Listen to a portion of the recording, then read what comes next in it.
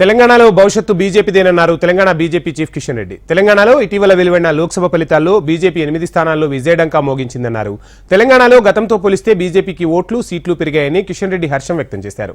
తెలంగాణలో బీఆర్ఎస్ ఉనికి కోల్పోయిందని, కాంగ్రెస్కు అసెంబ్లీ ఎన్నికలతో పోలిస్తే ఓటింగ్ శాతం తగ్గిందన్నారు కిషన్ రెడ్డి.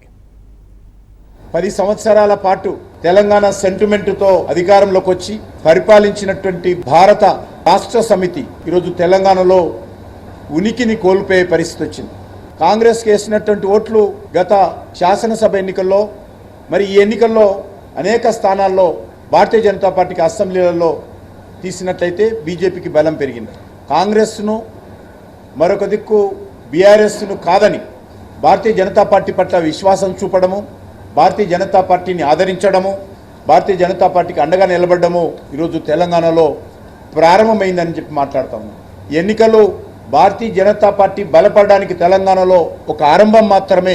ఈరోజు తెలంగాణలో భవిష్యత్తు భారతీయ జనతా పార్టీదే అనేటువంటి విశ్వాసం ఈరోజు అన్ని వర్గాల ప్రజల్లో, విద్యావంతులు, మేధావులు, కవులు, కళాకారులు కూడా వ్యక్తం చేస్తూ ఉన్నారు. వారి అంచనాలకు అనుగుణంగానే గత 10 సంవత్సరాలలో నరేంద్ర మోడీ గారి నేతృత్వంలో సుమారు 10 లక్షల కోట్ల రూపాయల అనేక రకాల అభివృద్ధి కార్యక్రమాలు కానీ, సంక్షేమ కార్యక్రమాలు కానీ తెలంగాణ రాష్ట్రంలో కేంద్ర ప్రభుత్వం ఖర్చు